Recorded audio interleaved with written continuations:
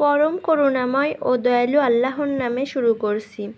সূরা আনাম, বাংলা অর্থ, আয়াত সংখ্যা 50। আপনি বলে দিন, আমি বলি না যে আমার কাছে আল্লাহর ধনভাণ্ডার আছে আর আমি অদৃশ্য বিষয় সম্বন্ধেও জানি না। আমি একথাও বলি না যে আমি ফেরেশতা। আমি শুধু তার অনুসরণ করি যা আমার প্রতি নাজিল করা হয়। বলুন, অন্ধ ও চক্ষুমান কি সমান? তোমরা কি চিন্তা করো না? আয়াত সংখ্যা 51। এটা কোরআন দ্বারা ওই সব লোককে সতর্ক করুন যারা ভয় করে রবের দরবারে সমবেত হওয়ার। তিনি ছাড়া আর কোনো অভিভাবক ও সুপারিশকারী নেই, যেন তোমরা মুত্তাকী হতে পারো। আয়াত সংখ্যা 52। আর যারা সকাল সন্ধ্যায় তাদের রবের সন্তুষ্টির জন্য তাকে আহ্বান করে, তাদেরকে তাড়াবেন না। তাদের কোনো কর্মের হিসাব আপনার দায়িত্ব নয়, আপনার কোনো কর্মের হিসাবও তাদের ওপর নয়। তাদের তাড়ালে জালিমদের অন্তর্ভুক্ত হবেন। আয়াত সংখ্যা 53।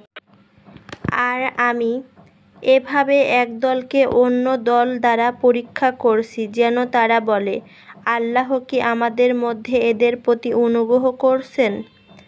আল্লাহ কি কৃতজ্ঞদের সম্পর্কে জানেন না? আয়াত সংখ্যা 54। আর যখন আমার আয়াতে বিশ্বাসীরা আপনার কাছে আসে তখন বলুন, তোমাদের প্রতি তোমাদের রব রহমতকে স্বীয় দায়িত্ব নির্ধারণ করেছেন।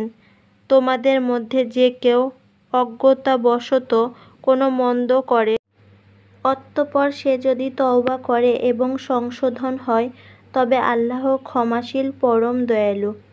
আয়াত সংখ্যা 55। আর এভাবে আমি আয়াত বর্ণনা করি যেন অপরাধীদের পথ স্পষ্ট হয়।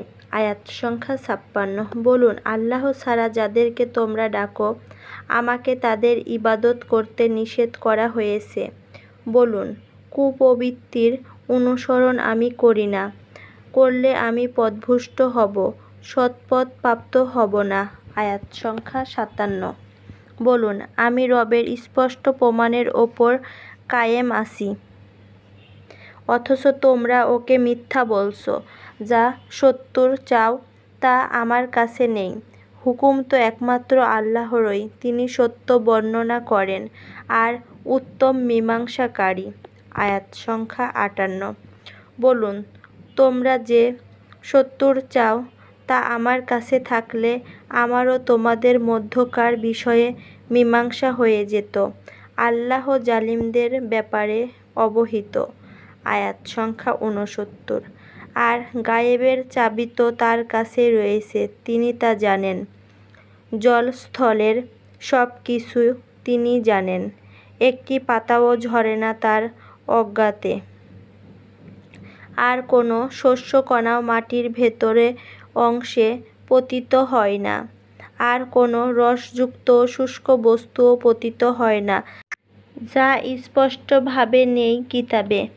আয়াত সংখ্যা 60।